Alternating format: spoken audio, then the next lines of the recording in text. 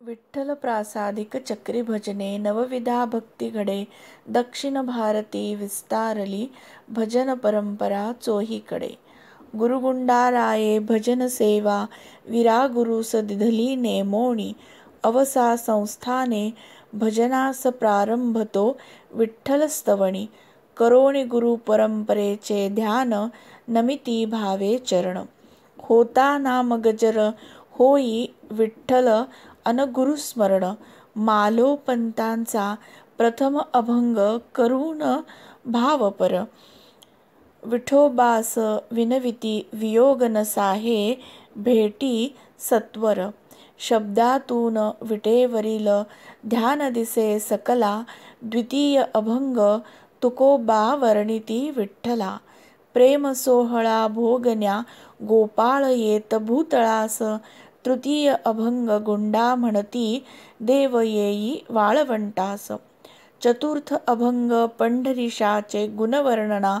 गुंडा घालित मिठी प्रेमे विठ्ठल चरणा. देवाशी तो संवाद भेटीसाठी घातली साद. पंचम अभंग तुकोबा इच्छित दर्शन प्रसाद.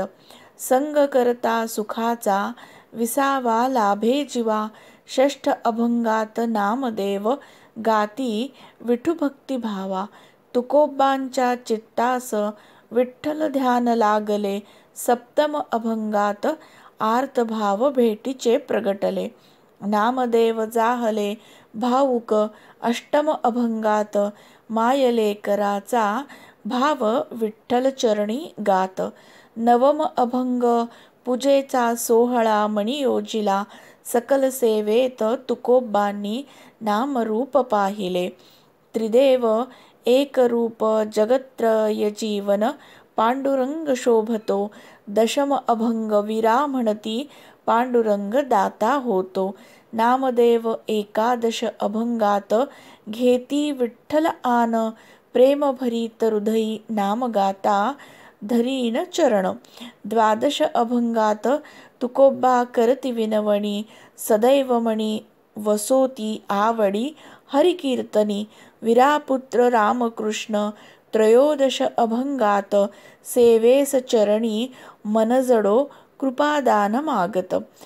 गुरुगुंडा चतुर्दश अभंगास प्रेमे गाती दीनरजनी विठ्ठल नाम राहो चित्ती.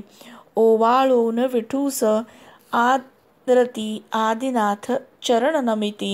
विठूसवे सकल संत नाम घोष गुरुराया करीती.